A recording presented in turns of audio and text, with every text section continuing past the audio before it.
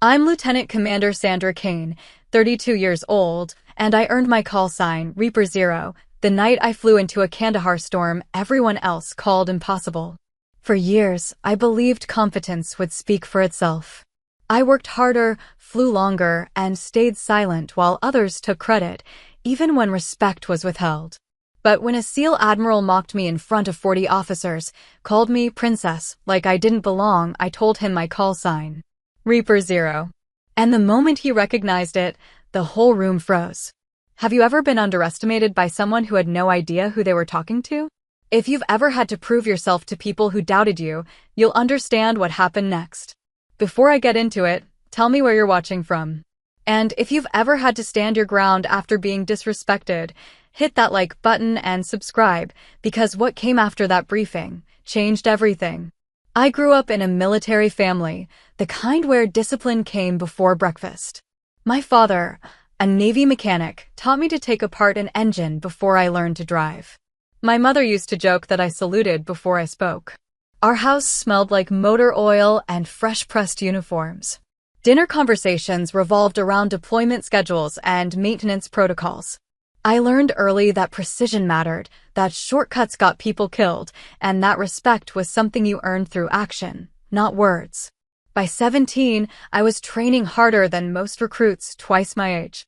I ran 5 miles before school, spent weekends at the firing range, and studied flight manuals the way other girls read magazines. My friends thought I was obsessed.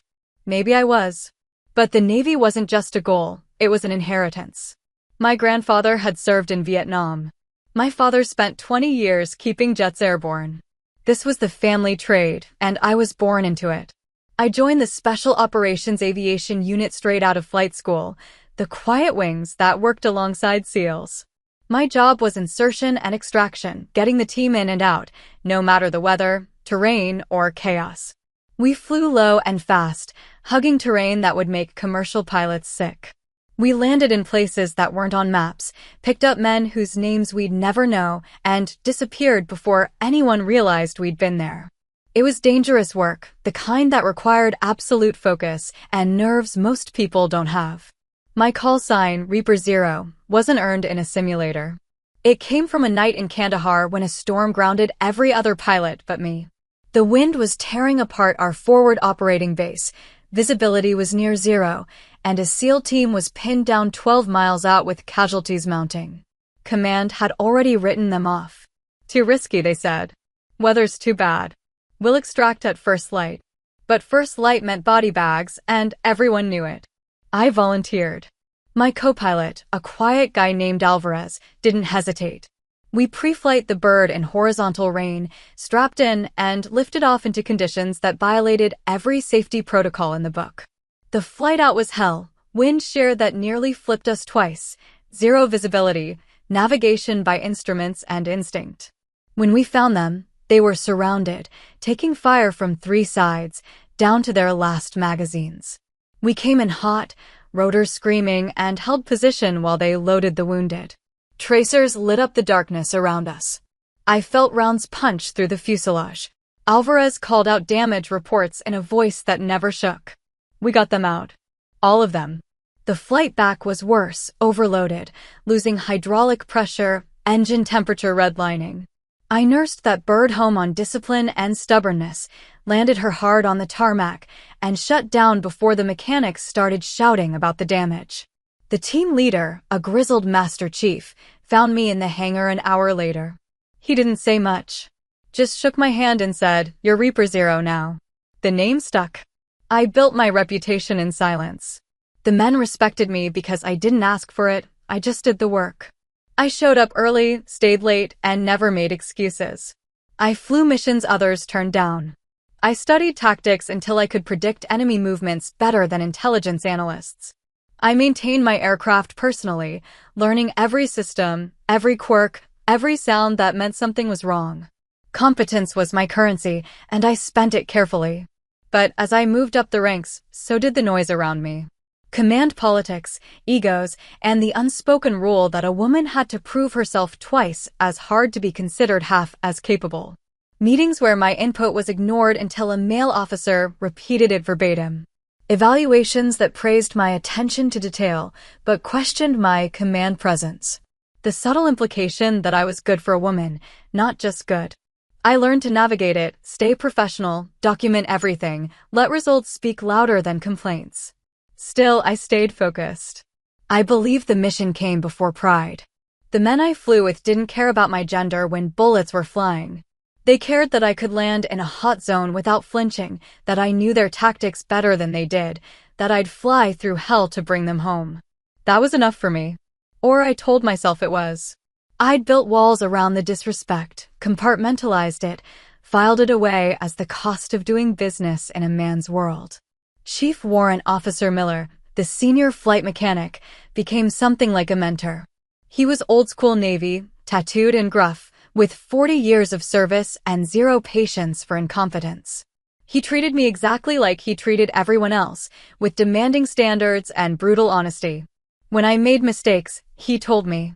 When I did good work, he grunted approval and moved on. That equity meant more to me than any official commendation. "You're solid," he told me once, after a particularly difficult mission. We were doing post-flight maintenance, hands covered in grease, the smell of jet fuel thick in the air. "Don't let the noise get to you. Just keep flying." I took that advice seriously. I kept my head down, focused on the work, and ignored the comments that came my way. The jokes about whether I could handle the physical demands. The questions about whether I'd gotten preferential treatment. The nickname some of the newer guys used when they thought I couldn't hear princess. I let it slide. We were soldiers. Teasing was currency. I'd heard worse. I'd survived worse. But looking back now, I wonder if my silence was strength or surrender. If by not calling it out, I'd given permission for it to continue. If the walls I'd built to protect myself had actually just made me smaller. That belief, that loyalty to the mission meant accepting disrespect as part of the package, would be tested in ways I didn't see coming. Because respect and competence should never have been separate currencies. And the moment I realized that, everything changed. The first red flag came wrapped in a joke. "You sure you can handle night ops, ma'am? That storm might mess up your mascara." Laughter followed. We were in the ready room, prepping for a joint training exercise. The comment came from a new SEAL lieutenant, fresh from Coronado, still young enough to think bravado was the same as confidence. I brushed it off. We were soldiers. Teasing was currency. I'd been called worse. But something about the laughter felt different this time. Sharper. More pointed. Over time, it shifted. My calls went ignored in joint briefings. My reports were reviewed twice when others weren't. I'd submit flight plans that were returned with questions that bordered on insulting. "Are you certain about these fuel calculations?" from analysts who'd never sat in a cockpit. Meanwhile, identical plans from male pilots sailed through without comment. It was death by 1,000 paper cuts, each one small enough to seem paranoid if I complained, but collectively heavy enough to slow me down. A new SEAL commander, Admiral Nathan Cole, took over the Joint Task Force 6 months into my posting. He arrived with a reputation that preceded him, charismatic, loud, all confidence. The kind of officer who commanded through personality rather than policy. His teams loved him. He ran briefings like a football coach, all motivational speeches and backslapping camaraderie. He had an infectious energy that filled rooms and made men want to follow him into danger. But something about his leadership style made me uneasy. He'd shake hands with every man in the room and glance past me like I was part of the furniture. During briefings, he'd make eye contact with male officers when they spoke, but check his watch when I gave updates. He'd call me princess when we debriefed, sweetheart when I questioned tactics. Never my rank. Never my name. Just diminutives that reduced me from pilot to pretty girl playing dress-up. "Princess here thinks we should adjust the extraction timeline," he said once during a joint planning session. The words were wrapped in a smile, but the message was clear. My input was cute, not critical. The other officers chuckled. I felt my jaw tighten but kept my expression neutral. Stay professional, I told myself. Let performance do the talking. But there was something deeper, an undercurrent I couldn't quite identify. He watched me sometimes with an expression that wasn't quite hostility, but wasn't respect either. Something closer to resentment. During mission debriefs, when I'd present after-action analysis, he'd interrupt with anecdotes about how SEALs used to do things, how extraction tactics had worked in his day, how maybe pilots should stick to flying and let ground commanders handle strategy. I asked around. Quietly. Lieutenant Alvarez, my co-pilot, had heard rumors. Word is Cole lost 2 men years ago during a failed extraction, he told me one evening in the hangar. We were running maintenance checks, the familiar rhythm of tools and diagnostics. Bad weather, enemy contact, pilot couldn't hold position. The team had to extract on foot through hostile territory. 2 didn't make it. When was this? 5, maybe 6 years ago. Before your time. But here's the thing, the mission logs were redacted. Classified. No one talks about it, but supposedly it looked a lot like the kind of ops you run. I felt something cold settle in my chest. Did he request the redaction? Alvarez shrugged. Don't know. But he's been weird about aviation support ever since. Doesn't trust pilots. Especially not. He trailed off. Especially not women, I finished. He nodded. Yeah, it explains some things. Not all, but some. If Cole blamed pilot error for losing his men, if he'd spent years carrying that grief and anger, then my presence, my success in the exact kind of missions that had failed him, would be a daily reminder of his failure. I represented everything he couldn't control, couldn't predict, couldn't dominate through force of personality. But understanding his motivation didn't make the disrespect easier to swallow. During a joint exercise in the Nevada desert, I executed a perfect extraction under simulated fire, hostile terrain, tight timeline, zero margin for error. I brought the team out exactly on schedule with textbook precision. During the debrief, Cole spent 15 minutes critiquing my approach angle and questioning whether I'd put the team at unnecessary risk by prioritizing speed over caution. With respect, sir, I said, keeping my voice level, speed was the mission requirement. The scenario called for rapid extraction under enemy fire. Caution would have meant casualties. Scenarios aren't reality, princess, he shot back. Real combat is messy. You can't just fly in like some kind of action hero and expect everything to work out. The room went quiet. I felt every eye on me, waiting to see how I'd respond. I could have argued.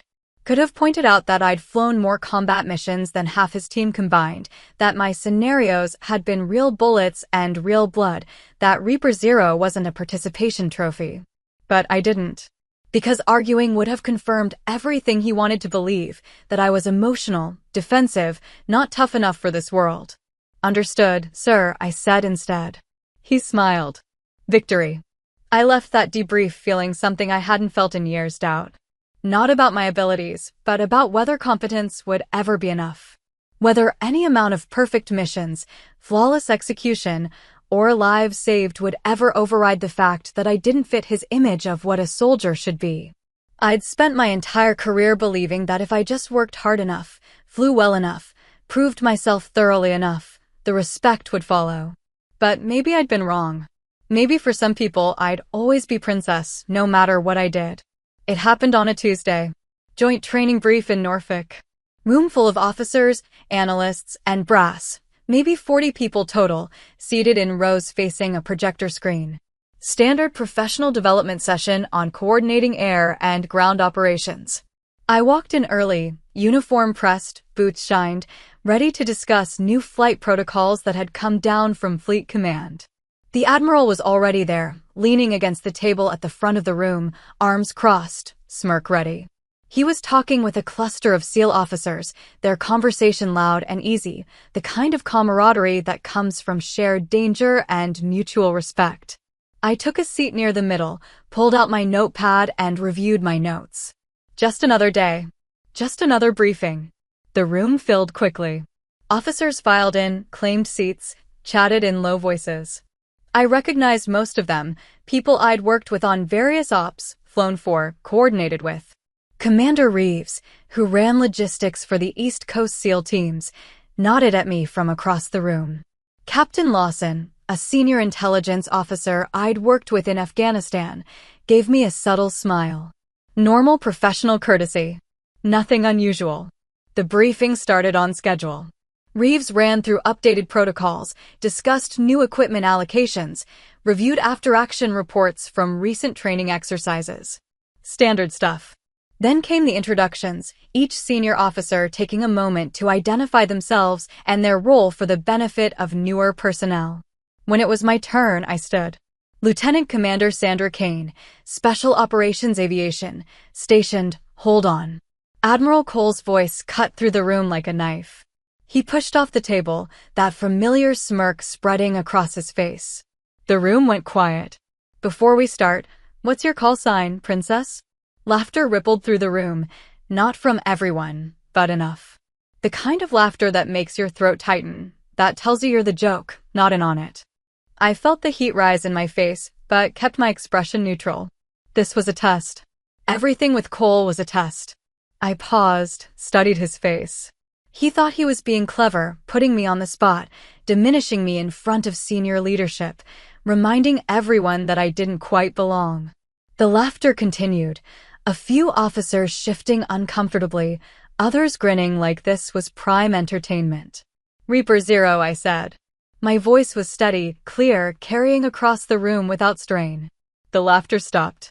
Just like that, cut off mid-breath. The Admiral froze, the color draining from his face. His smirk vanished, replaced by something I'd never seen before: recognition. Shock. Fear. He started, but didn't finish. Couldn't finish. Because Reaper Zero was classified, known only through mission reports.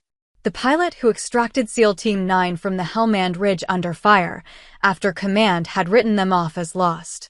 The operation that every SEAL officer studied, that had become required viewing in advanced tactical training, tagged simply as Unknown Female Operator. The mission where impossible odds had been beaten by skill, nerve, and a pilot who refused to accept that some men were expendable. I watched the realization hit him. Saw the exact moment he connected the dots, when the anonymous hero from the classified footage became the woman he'd been dismissing for months. His team, the men he'd lost years ago in that failed extraction, they'd been part of the broader task force operating in Helmand Province. Different op, different timeline, but same theater, same conditions, same impossible odds. The difference was their pilot hadn't made it through. I had. He'd mocked the very person who had saved his men years ago, or at least, men from units he'd served alongside, operations that looked just like the one that had cost him people he cared about. And he realized it too late, in front of everyone. The room was absolutely silent now. Captain Lawson leaned forward in his seat, eyes sharp with recognition. He'd been the intelligence officer who'd processed the after-action reports from Helmand Ridge. He knew exactly what Reaper Zero meant. Commander Reeves was staring at me like he'd never seen me before, which in a way, he hadn't. Not really. None of them had. The Helmand Ridge extraction, Lawson said quietly. That was you. It wasn't a question. I nodded once. Jesus Christ, someone muttered from the back of the room. Admiral Cole still hadn't moved. His face had gone from red to white to something gray and stricken. His hands, which had been casually crossed over his chest, now hung at his sides. He opened his mouth, closed it, opened it again. I didn't, he started. The reports were classified, sir, I said evenly. Names redacted for operational security. Standard protocol for special operations personnel. Another long silence. I could feel the weight of 40 pairs of eyes on me, reassessing, recalculating, seeing me completely differently than they had 5 minutes ago. The quiet pilot who did her job and didn't make waves was suddenly the legend they'd watched on grainy cockpit footage, the one who'd done the impossible when everyone else had said it couldn't be done. Commander Reeves cleared his throat. Perhaps we should continue with the briefing. It was a lifeline, a way to move past the moment, to let everyone pretend this hadn't just happened. But I knew better. This wasn't something you moved past. This was a revelation that would follow me, follow Cole, follow everyone in this room for the rest of our careers. Admiral Cole finally found his voice. Commander Kane, Lieutenant Commander, I corrected quietly. And we should continue, sir. The briefing. I sat down. The room stayed silent for another beat, then Reeves resumed talking, his voice a bit too loud, a bit too forced. The briefing continued, but no one was really listening. I could feel the whispers building like pressure before a storm. By the time we broke for lunch, the story would be everywhere. Admiral Nathan Cole, the charismatic SEAL commander who ran his teams like a fraternity, had just publicly humiliated himself by mocking a pilot whose reputation eclipsed his own. And worse, by revealing that he didn't know the legends in his own field, that he'd let prejudice blind him to competence, that his judgment was flawed in the most fundamental way. I sat through the rest of the briefing taking notes, asking relevant questions, acting like nothing had changed. But everything had changed. The man who'd spent months diminishing me now couldn't meet my eyes. And everyone else couldn't stop looking at me with a mixture of awe and discomfort, like they'd discovered they'd been sharing a room with someone famous and hadn't realized it. When the briefing finally ended, I gathered my materials and headed for the door. Officers stepped aside to let me pass, some nodding with newfound respect, others just staring. I didn't acknowledge any of it. I just walked out, head high, stride steady, exactly like I'd walked in. But as I stepped into the corridor, I heard Captain Lawson's voice behind me, pitched low but carrying clearly in the sudden quiet. "She's that Reaper. The one from Ridge." Holy hell. Word spread faster than gunfire. By evening, the story had reached every corner of the base. By the next morning, it was in 3 other commands. The Admiral didn't speak to me for weeks, which was fine. We had nothing to say to each other. But whispers followed me down every hallway, in every mess hall, every ready room I entered. "She's that Reaper? The one from Ridge? Holy hell. I watched that footage in training. She flew through that? No way. Command wrote those guys off. She brought them all home." For years I'd fought for respect with steady confidence, proving myself one mission at a time, building credibility through consistency and results. Now I had respect, immediate, overwhelming, unquestioned. But it felt hollow. It wasn't admiration for the work I'd been doing every day for years. It was fear and guilt twisted together, awe mixed with discomfort, the uncomfortable realization that they'd been wrong about me in ways they couldn't ignore anymore. The younger officers started treating me differently. They'd straighten up when I passed, address me with careful formality, ask my opinion on tactics like my words were scripture. Some of the senior officers, the ones who'd ignored me in meetings, questioned my reports, smiled at Cole's jokes, now went out of their way to be respectful. Too respectful. The kind of overcorrection that tells you they know they screwed up and are desperately trying to fix it. I hated it. Not because it wasn't validating, but because it proved something I'd been trying not to believe. That my competence had never been the issue. That I could fly 1,000 perfect missions and it wouldn't matter as much as one dramatic reveal. That respect had always been available. They just hadn't thought I deserved it until my legend became impossible to ignore. Lieutenant Alvarez found me in the hangar 3 nights after the briefing. I was sitting on the deck beside our bird, running my hands along the panel where we'd taken fire over Kandahar. The patched holes were smooth now, barely visible, but I knew exactly where each one was. "You okay?" he asked. "Fine.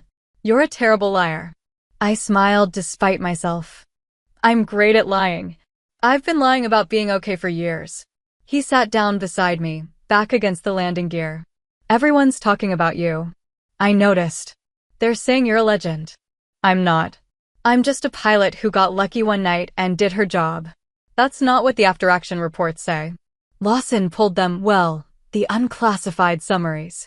0 visibility, sustained enemy fire, mechanical failures, overweight bird. Pilots with twice your experience refused the mission.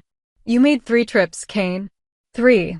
Got everyone out, including 2 guys who were bleeding out. The doctor said if you'd been 15 minutes later, they wouldn't have made it. I remembered that night in flashes, the sound of rotors screaming against the wind, Alvarez's voice steady in my headset, the weight of wounded men being loaded while tracers cut through the darkness. The certainty that we weren't going to make it, and the stubborn refusal to accept that certainty as fact. "I did what anyone would have done," I said. "No. You did what no one else could do. There's a difference." We sat in silence for a while. The hangar was quiet this time of night, just the distant hum of base operations, the occasional footsteps of security patrols. Finally, Alvarez said, "You know what bothers me most about all this?" "What?" "That they needed the call sign. That your work wasn't enough. That it took some classified legend to make them see what was right in front of them the whole time." He'd put words to the exact thing I'd been trying not to think. I thought about every time I'd let a princess slide, every time I'd smiled instead of called it out, every time I'd absorbed disrespect and filed it away as the cost of doing business. Maybe I'd trained them to think it was acceptable. That I'd accept anything as long as I could keep flying. "I should have said something earlier," I said. "Should have pushed back." Maybe. Or maybe they should have treated you like the professional you are from day one, regardless of what call sign you carried or what missions you'd flown. Maybe they should have judged you by the work you did every single day, not by one dramatic story. He was right. I knew he was right. But knowing it didn't make the hollow feeling go away. I spent the next few evenings in the hangar, sitting beside the bird that had carried me through those missions. Running pre-flight checks I didn't need to run. Reviewing maintenance logs that were already perfect. Chief Miller found me there one night, carrying coffee in 2 paper cups. "You're hiding," he said, handing me one. "I'm working." "You're hiding," he repeated. "Don't blame you. It's a circus out there." I took a sip. Black, no sugar. Exactly how I liked it. I don't know how to feel about any of this. Feel however you feel. That's allowed. For years I thought if I just kept my head down and did good work, that would be enough. Turns out it wasn't. It took a dramatic reveal in front of 40 people to get respect I should have had all along. "What does that say?" Miller settled onto a toolbox, his weathered face thoughtful. "Says people are stupid. Says they believe what they want to believe until reality smacks them in the face. But here's the thing, Kane, you always had my respect. Always had the respect of everyone who actually worked with you. The people who flew with you, maintained your bird, relied on you to bring them home. We knew. The ones who didn't know weren't paying attention. Cole wasn't paying attention. Cole was paying attention to all the wrong things. His problem, not yours. He lost men, Miller. Years ago. Failed extraction. Bad weather. I think he's been carrying that ever since." Miller nodded slowly. "I heard about that. Bad business. But that still doesn't excuse him treating you like you were incompetent. You didn't fail his men. Some other pilot did, or maybe nobody failed. Maybe it was just bad luck and worse circumstances. Either way, taking it out on you was garbage leadership. You don't have to prove anything anymore, Alvarez had told me earlier. But he was wrong. It wasn't about proof. It was about reclaiming the story, not as the nameless savior, not as the novelty woman in uniform, but as a soldier who earned her place the same way anyone else did. Through work, through consistency, through competence demonstrated every single day. The call sign was just a name. The respect it commanded was built on one night, one mission, one impossible situation. But I'd flown hundreds of missions. I'd trained dozens of pilots. I'd coordinated countless operations that went perfectly because I'd done my homework, anticipated problems, and executed with precision. That work mattered. That work was me. I couldn't control how people saw me. Couldn't force them to recognize competence when prejudice was easier. But I could control how I saw myself. And I was done shrinking. Done accepting princess as the price of admission. Done pretending that disrespect was somehow separate from the work. "I'm requesting reassignment," I told Miller. He raised an eyebrow. "Where to?" "Joint command position. Fleet operations. Leadership role. That'll put you in Cole's chain of command." "Not for long. I'm going around him." Miller smiled, a rare sight. About time. When promotion boards opened, I submitted my record without shortcuts, no endorsements, no favors. Just my service history, my mission reports, my qualifications. I requested reassignment to a joint command position, directly under fleet operations. That meant bypassing Cole entirely, going above his head to the regional command structure where decisions were made by admirals who didn't care about task force politics. The paperwork went through channels. I waited. Command positions didn't open often, and competition was fierce. But I had something most candidates didn't, a service record that spoke for itself once you bothered to read it. And now, thanks to that briefing room reveal, people were reading it. 2 weeks later, Cole called me in. His office was exactly what you'd expect, walls covered in commendations, photos of SEAL teams in exotic locations, challenge coins from various units displayed behind glass. He was sitting behind his desk when I entered, looking older than I remembered, the swagger diminished. "You requested a transfer," he said. No preamble, no small talk. "Yes, sir. Joint command position. You think you can lead SEALs?" He said it quietly, without the usual edge. Like he genuinely wanted to know. "I don't know, sir. But I think I can coordinate aviation support for special operations better than anyone else you've got. That's the position I'm applying for. You think they'll follow you?" I met his eyes. They already did. Silence. He looked down at his desk, at a folder that I recognized as my service jacket. He'd been reading it, probably for the first time actually paying attention. I could see the moment it hit him, the sheer weight of missions, the consistency of results, the steady upward trajectory of increasing responsibility and flawless execution. "Helmand Ridge," he said finally. "You brought out Team 9. All of them?" "Yes, sir.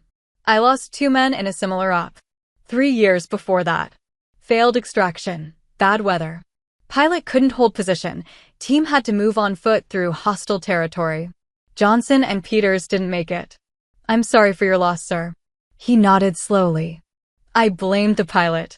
Spent years thinking if we'd just had someone better, someone tougher, someone willing to push through the impossible conditions, maybe my men would have come home. Maybe, I said. Or maybe that pilot did everything humanly possible and it still wasn't enough. Missions fail sometimes. Not because of incompetence, but because the odds are impossible and luck runs out. But you made it through. I got lucky. The wind shifted at exactly the right moment. My co-pilot was exceptional. The team leader kept his head. A dozen things could have gone wrong and didn't. I was good, sir, but I was also fortunate. He looked at me for a long moment. You're being modest. I'm being honest. Good outcomes require skill and luck. I had both that night. Other pilots, equally skilled, have had neither. That doesn't make them failures. It makes them human. He closed the folder. I tried to block your transfer. Called some people, made some arguments about unit cohesion and operational disruption. You should know that. I figured you would, sir. But the paperwork went above me. When the review committee saw Reaper 0 on the classified side of your record, doors opened I couldn't close. Captain Lawson advocated for you. So did Commander Reeves. Apparently you've made quite an impression. I didn't respond. Just waited. I got a reprimand, he continued. Conduct unbecoming. Nothing career-ending, but it's in my file now. Admiral Chin, my boss, pulled me in and explained, in detail, exactly how badly I'd screwed up. Called my behavior a failure of leadership and inconsistent with Navy values. He wasn't wrong. Sir, no, let me finish. He stood up, came around the desk, but didn't get too close. I let grief and frustration turn into resentment. Took it out on you because you represented everything I couldn't control, couldn't predict, couldn't dominate through force of personality. You were good at exactly the thing that failed me, and instead of respecting that, I tried to diminish it. That was wrong. You deserved better. The mission deserved better. It was the most honest I'd ever heard him. No swagger, no jokes, just a man confronting his own failures. Part of me wanted to accept the apology and move on. Part of me was still angry. You called me princess in front of 40 officers, I said quietly. Made me a joke. Made them think I was incompetent when I'd spent years proving otherwise. Do you have any idea how hard I've worked to be taken seriously? How many times I've swallowed disrespect because calling it out would just confirm that I'm too sensitive, too emotional, not tough enough for this world. I know. And I'm sorry. Sorry doesn't fix it. The damage is done. Those officers, some of them will always remember me as the joke you made, regardless of what they learned after. He nodded. You're right. I can't undo it. But I can promise it won't happen again. Not from me, and not from anyone in my command if I can help it. I wanted to believe him. Wanted to think people could change, that one moment of public humiliation could teach the lesson that years of competence hadn't. But I'd been in the military long enough to know that words were easy and follow-through was rare. "We'll see," I said. "Your transfer is approved. You'll be reassigned to fleet operations within 60 days. Joint command position, coordinating aviation support across all East Coast Special Operations units. It's a promotion, not in rank yet, but in responsibility. You'll be leading the aviation planning for major operations." "Thank you, sir." "Don't thank me. I fought it. You earned it despite me, not because of me." I left his office feeling something I hadn't expected, not satisfaction exactly, but resolution. Cole got a reprimand, but he kept his post. His influence would be diminished, his reputation tarnished, but he'd survive. Maybe that was enough. Maybe accountability didn't always mean destruction. Sometimes it just meant consequences and the chance to do better. Leadership without integrity corrodes the mission. I'd seen it play out in real time, watched how one man's unchecked prejudice had poisoned the environment for months. But I'd also seen the system, flawed as it was, eventually correct itself. Slowly, imperfectly, but correct nonetheless. As I walked across the base toward the hangar, I passed groups of junior officers in conversation. Some of them straightened when they saw me, offered respectful nods. Others just stared, probably still processing the story that had become base legend. I acknowledged them with quiet professionalism and kept walking. This new position would be different. More authority, more visibility, more pressure. But also more opportunity to shape how operations were run, how pilots were evaluated, how competence was recognized regardless of who embodied it. I'd be in a position to advocate for others the way no one had advocated for me. To make sure that the next young pilot, male or female, wouldn't have to earn their respect through one dramatic reveal, but would be judged fairly from day one based on the work they did. That thought carried me forward, through the doubt and the hollow feeling and the lingering anger. Not revenge. Not vindication. Just the possibility that I could make the system a little bit better, a little bit fairer, than it had been for me. Command was different.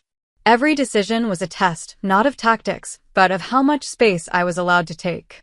The position put me in charge of coordinating aviation support for special operations across the entire East Coast theater. I interfaced with SEAL teams, Marine Force Recon, Army Special Forces, coordinating insertions, extractions, air support, and emergency response. The scope was massive, the responsibility intense, and the scrutiny constant. Some men still hesitated when I gave orders. Not the pilots. They knew aviation and respected competence. But some ground commanders would pause before executing my instructions, that subtle delay that said they needed a moment to override their instincts, to accept that this woman's orders were legitimate. I learned to recognize it, to address it directly without being confrontational. "Problem with the flight plan, Captain?" I'd ask, voice neutral. "No, ma'am. Just confirming the details. The details are in your brief. If something's unclear, ask now. We execute in 20 minutes. Direct. Professional. No room for hesitation." Most of them adjusted quickly. A few never quite got comfortable with it, but they followed orders anyway because the results were undeniable. Within 6 months, I coordinated 2 successful extraction ops in conflict zones others had refused to touch.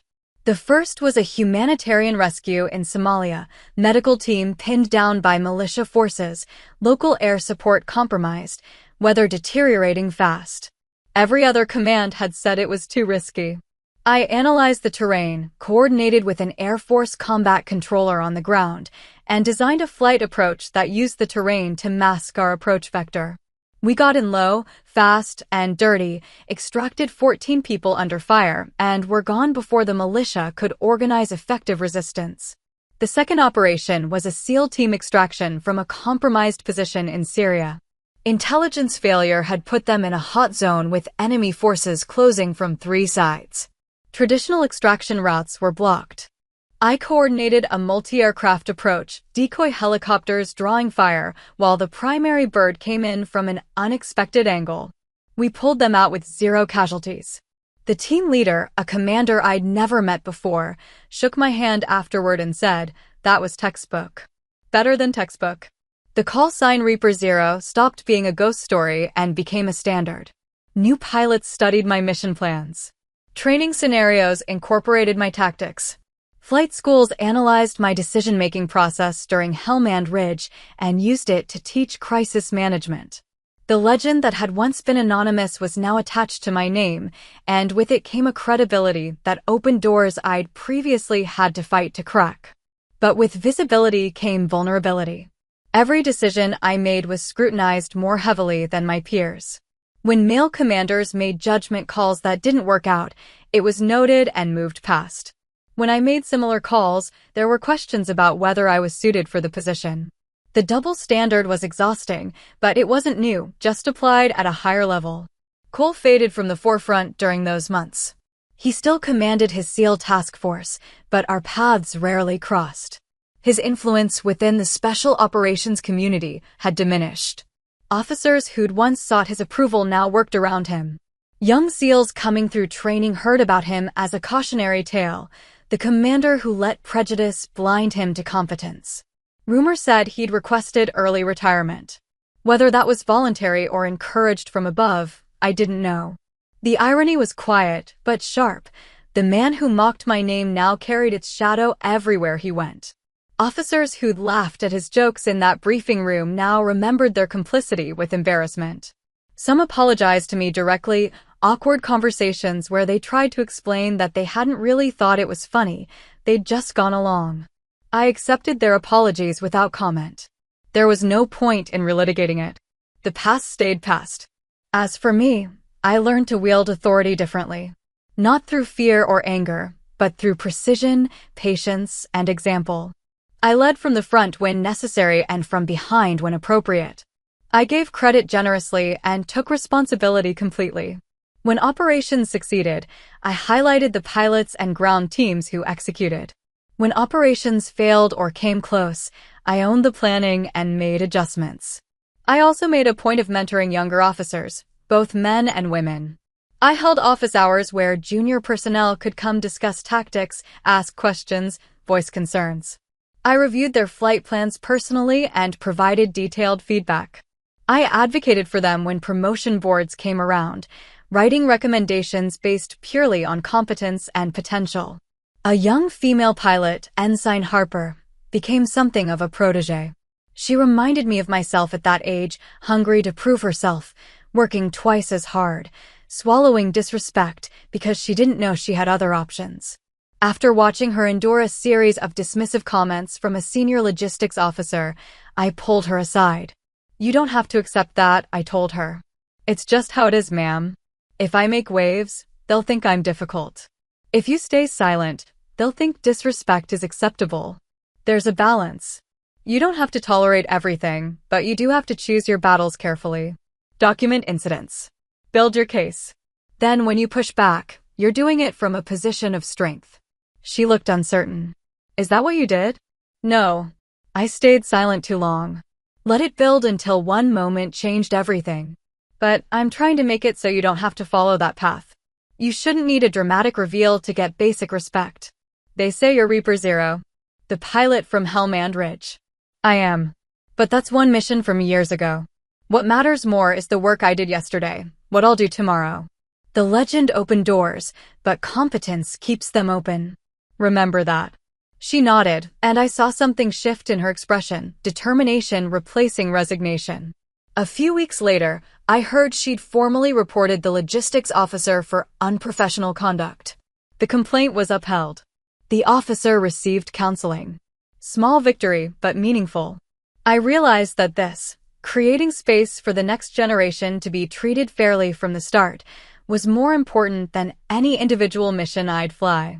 Leadership wasn't just about executing operations. It was about shaping culture, setting standards, demonstrating through action that competence mattered more than demographics. But the work was slow. Changing institutional culture was like trying to redirect a river. You couldn't do it all at once. You had to move one stone at a time until the current shifted. Some days felt like progress. Others felt like fighting gravity. I learned to measure success in small increments. A junior officer given a fair evaluation, a pilot promoted based purely on merit, a briefing room where gender never became part of the conversation. Chief Miller visited me in my new office one afternoon, looking around at the sparse decoration, my commendations on one wall, a photo of my old bird on the desk, nothing else. "Settling in?" he asked. "Getting there. It's weird having an office instead of a hangar. You miss flying?" It wasn't a question. "Every day. But this matters too. Maybe more." He nodded. "You're doing good work, Kane. Changing things. People notice. Some people resist. They always do. But resistance means you're pushing boundaries that need pushing. Keep going." That conversation stayed with me through the harder days, when resistance felt overwhelming and progress felt impossible. Change was happening slowly, imperfectly, but happening. The Navy wasn't perfect. The special operations community wasn't perfect. But it was better than it had been 6 months ago, and it would be better 6 months from now. That had to be enough. Respect earned through results, not rank. That was the standard I set for myself and everyone under my command. And slowly, grudgingly, the culture began to shift. Months later, at a Navy gala in Washington, Cole approached me. The event was formal, dress uniforms, senior leadership from across the military, the kind of obligatory networking that comes with rank. I was standing near the bar, nursing a drink and making small talk with Captain Lawson about budget allocations, when I saw Cole making his way through the crowd. No smirk, no swagger, just a man carrying the weight of his own pride. He'd aged in the months since I'd seen him. More gray at the temples, lines around his eyes deeper. He looked like someone who'd been doing hard internal work and wasn't quite finished. "Commander Kane," he said. "Could I have a moment?"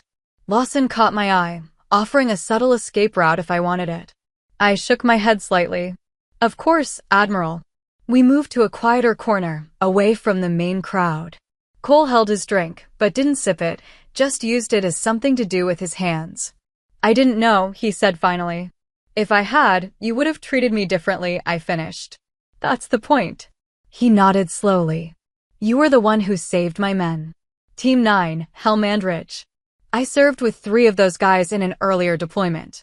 Johnson and Peters, the men I lost, they were part of the same battalion, different op, but same time frame.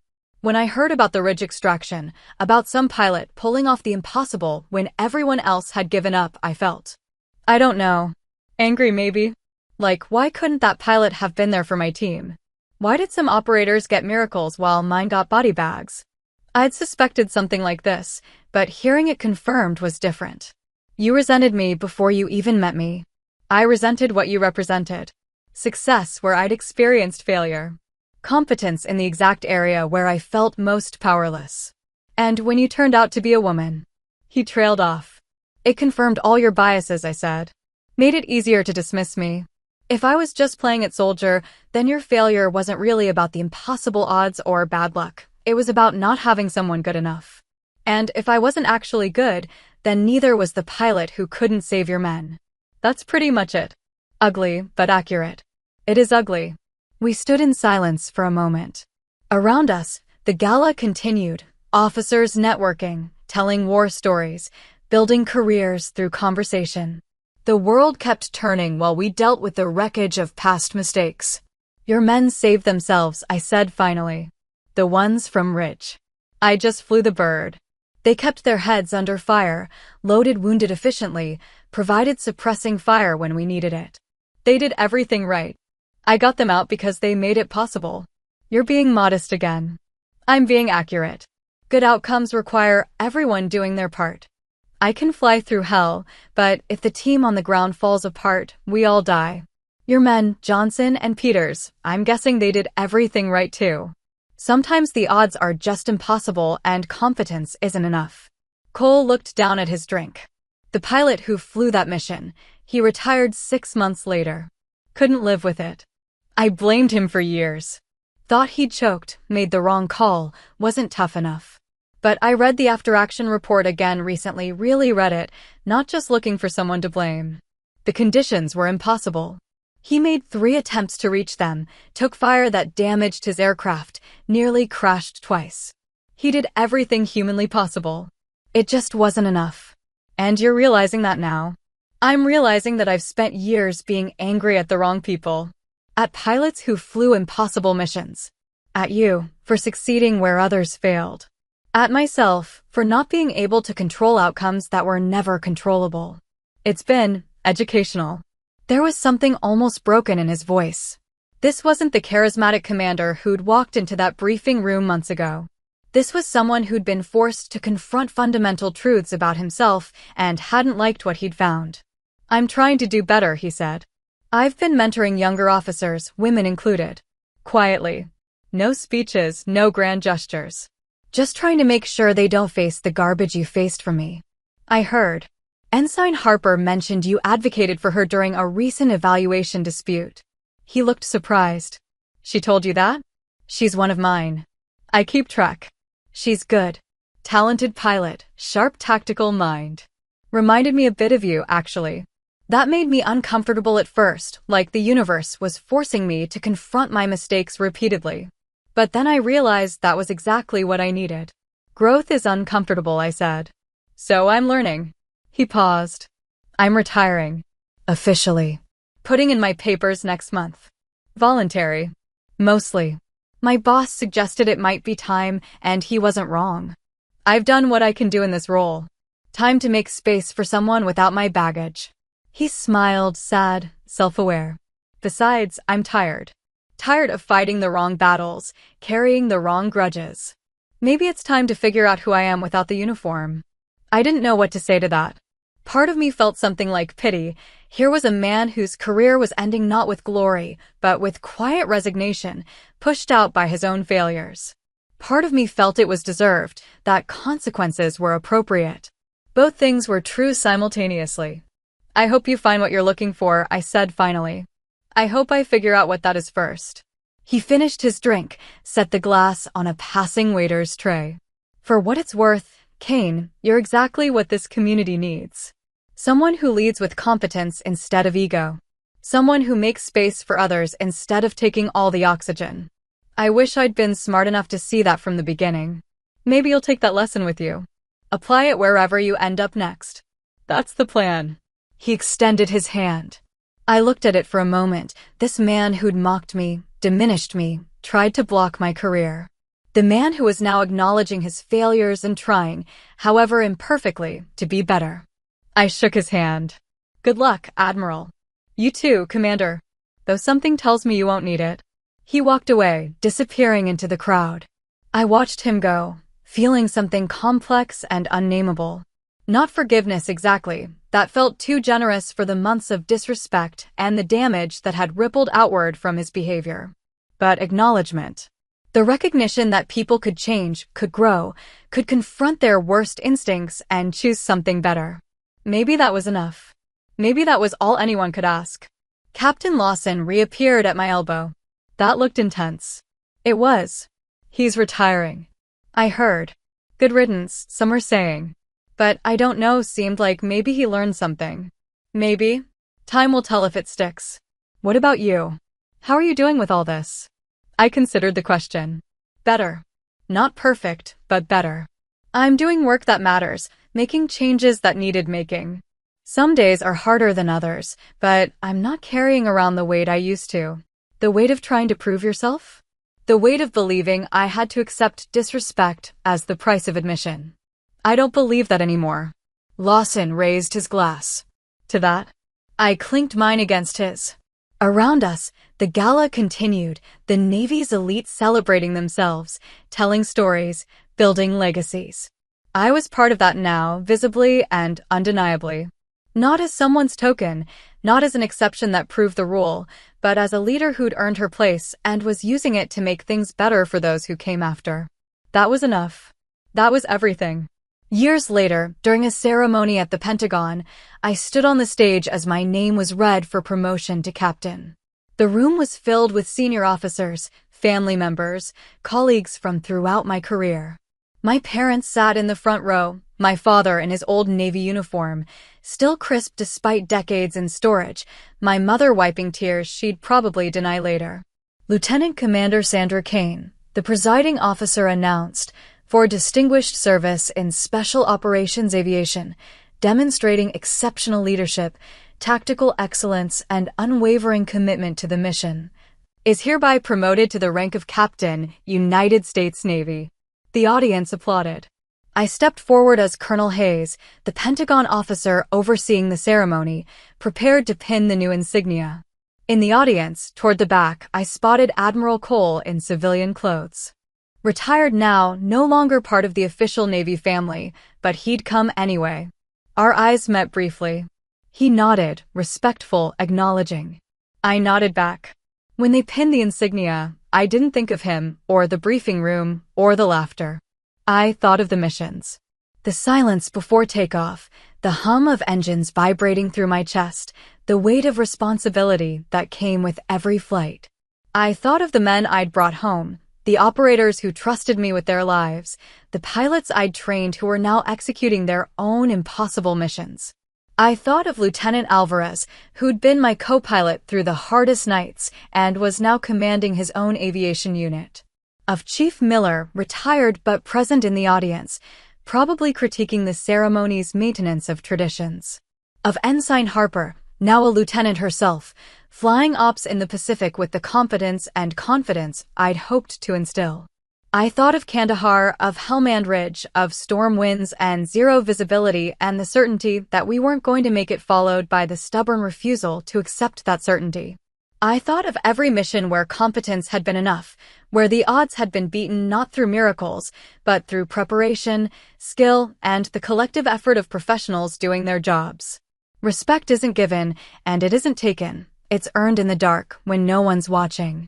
It's earned through consistency, through showing up day after day, and doing the work regardless of whether anyone notices or cares. It's earned through making others better, creating space for excellence, setting standards that elevate everyone around you. The ceremony concluded with the traditional reception. Officers congratulated me, shared stories about missions we'd flown together, talked about the future of special operations aviation. I moved through the conversations with practiced ease, balancing humility and confidence, acknowledging contributions while accepting credit where it was due. Ensign Harper, Lieutenant Harper now, approached with a group of younger pilots. "Captain Kane," she said formally, then grinned. "Still sounds weird." "Feels weird," I admitted. "Give me a few weeks." "These are some of the new pilots rotating through advanced training," Harper continued. "They wanted to meet you. They've been studying your Helmand Ridge approach in their tactical courses." The young pilots, 3 men and 2 women, all in their early 20s with the eager competence of people who've proven themselves but haven't been tested by real chaos yet, looked at me with the same mixture of awe and curiosity I'd seen countless times since that briefing room reveal. "Helmand Ridge was a long time ago," I said. "What matters more is what you're learning now, how you'll apply it tomorrow." "But the approach vector you used," one of the male pilots said, "threading between those ridgelines in zero visibility, that's impossible without GPS, and yours was damaged." "It was damaged, not destroyed. We had partial function. And we had terrain maps memorized, compass navigation, and basic dead reckoning. The technology makes things easier, but you can't rely on it completely." "What happens when it fails?" "You fly by instinct," one of the female pilots said. "You fly by training," I corrected. "Instinct gets you killed. Training repeated until it's automatic, practiced until you can do it in your sleep. That's what saves you when everything goes wrong." We talked for a while about tactics, about the evolution of special operations aviation, about the balance between following protocols and adapting to chaos. These young pilots would face challenges I'd never imagined, would fly missions in contexts I couldn't predict. But if I'd done my job, if the systems I'd helped build and the culture I'd worked to change had taken root, they'd face those challenges from a position of equality, judged on competence rather than demographics. As the reception wound down, I found a moment of quiet on a balcony overlooking the Pentagon grounds. The sun was setting, casting long shadows across the parade grounds. I heard footsteps behind me and turned to find my father. "Captain Kane," he said, voice thick with emotion. "Never thought I'd see the day. You taught me to take apart an engine before I learned to drive," I said. "This is your fault." He laughed, pulled me into a hug. "Your mother's beside herself. She's already planning the party, calling everyone we've ever known. Of course she is. We stood together in comfortable silence, watching the sun sink lower. Finally, he said, "You know what I'm proudest of?" "What?" "Not the rank. Not the missions, though those are incredible. I'm proud that you changed things. That you made it a little bit easier for the people coming after you. That's real leadership." I felt tears threaten and pushed them back. "I'm still figuring it out." "We all are. But you're doing it right." The ceremony had been about promotion, about recognition, about advancement through ranks. But the real measure of success wasn't the insignia on my collar. It was the young pilots who'd study tactics without being told their gender made them less capable. It was the commanders who'd learned to evaluate competence objectively. It was the slow, grinding progress toward a military that judged people by their abilities rather than their demographics. Now, when young recruits ask about call signs, I tell them the truth. They're not nicknames. They're promises. Promises that you'll show up when it matters, that you'll execute when conditions are impossible, that you'll bring people home when everyone else has given up. Reaper Zero was a promise I'd made one night in Kandahar and kept through hundreds of missions since. It was a promise I'd extend to every pilot I trained, every operator I supported, every mission I commanded.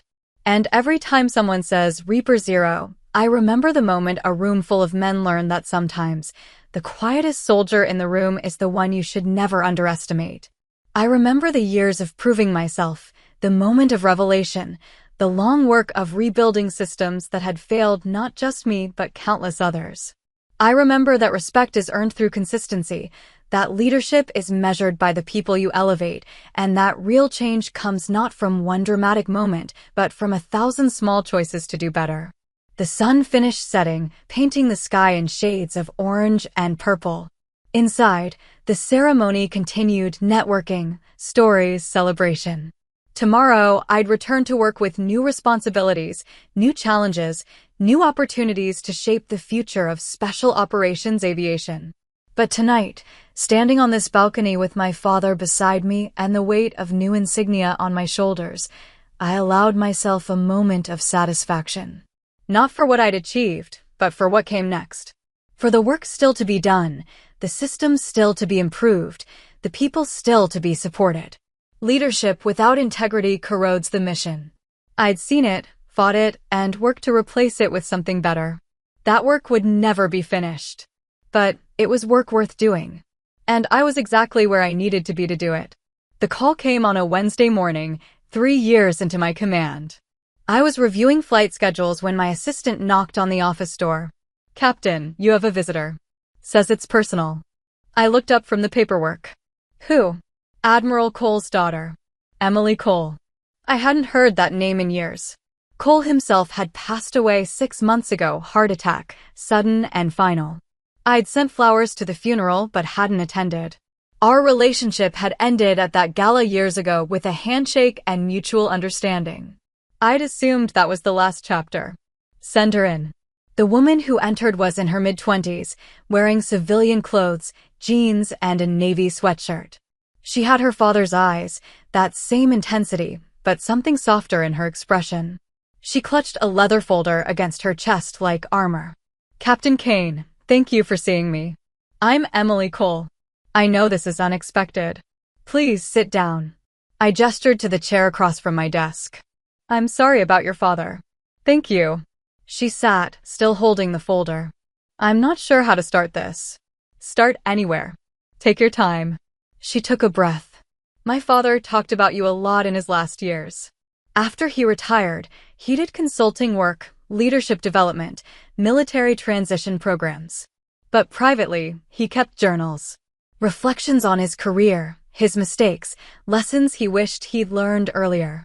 She placed the folder on the desk. "He asked me to give you this. After he died. He was very specific about it." I looked at the folder but didn't touch it. "What is it?" "Letters. To you. He wrote them over the course of 2 years, but never sent them. He said you'd earned the right to know the full story, but he didn't want to burden you with it while he was alive. He was afraid it would seem like he was asking for forgiveness he didn't deserve." My throat tightened. "Emily, I read them," she interrupted. "He told me I could." They're about the men he lost, about his failures, about you. About how meeting you changed his understanding of leadership. He called you the best officer he'd ever served with, even though you were never technically under his command. She pushed the folder toward me. I think he needed you to know that. That you mattered. That what you did, not just in missions, but in how you handled him, made a difference. I opened the folder. Inside were handwritten letters, pages of them, Cole's distinctive angular handwriting filling every sheet. The first one was dated 2 months after his retirement. Commander Kane, I'm writing this knowing I'll probably never send it. Cowardice, maybe, or respect for the boundaries you've set. But I need to say these things, even if only to paper. The men I lost, Johnson and Peters, haunt me still. Not because I failed them tactically, but because I let their deaths poison everything that came after. I made their sacrifice about my pain instead of their service. I stopped reading, looked up at Emily. Why no? Why not just let it rest?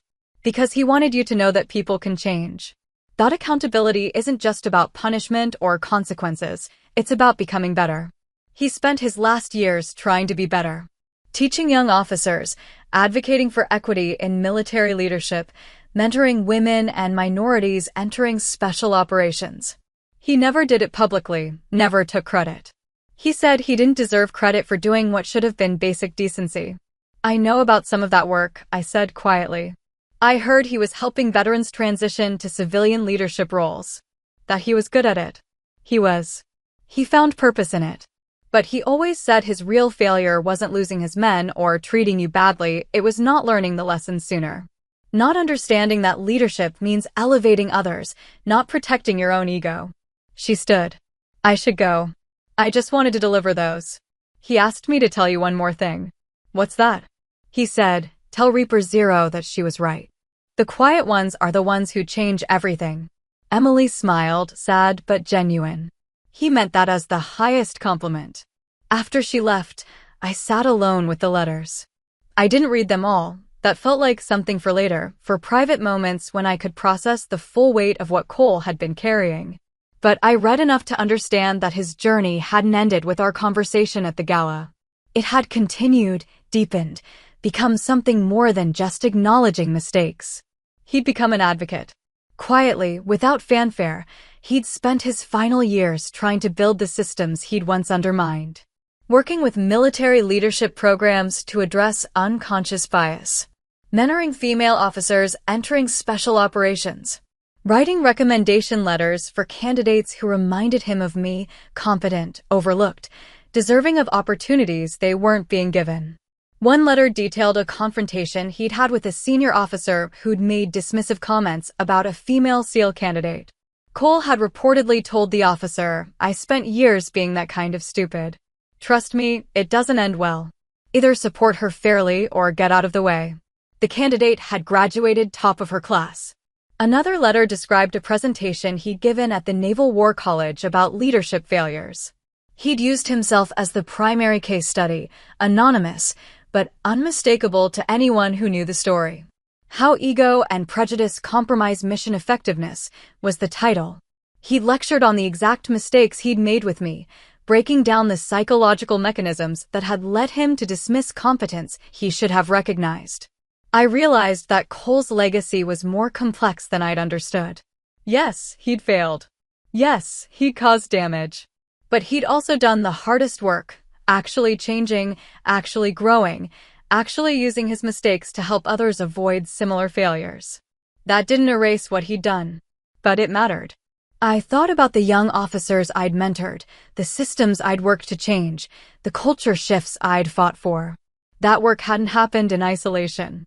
It had happened alongside people like Cole, people who'd messed up badly but chosen to be part of the solution rather than continuing to be part of the problem. Maybe that was the real lesson. That accountability wasn't binary, good people versus bad people. It was about what you did after you realized you'd been wrong. Whether you defended your mistakes or learned from them. Whether you used your remaining influence to perpetuate harm or to prevent others from repeating it. I placed the letters carefully back in the folder and locked it in my desk drawer. Someday I'd read them all, process them fully, maybe even share some of the lessons with officers I was training.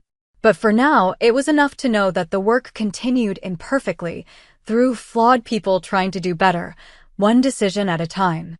Chief Miller's words came back to me. Resistance means you're pushing boundaries that need pushing. Keep going. The boundaries were still there. The resistance was still real. But the push was working. Slowly, gradually, the military was becoming a place where competence mattered more than demographics, where quiet excellence was recognized without needing dramatic reveals, where the next generation of pilots wouldn't have to fight as hard as I had just to be taken seriously. That evening, I stayed late in my office, working on a training curriculum revision. Outside my window, young pilots conducted night operations, their running lights visible against the dark sky, their radio chatter occasionally audible through my open window. One of the voices was Lieutenant Harper, now an instructor herself, teaching the next group of operators how to fly through impossible conditions.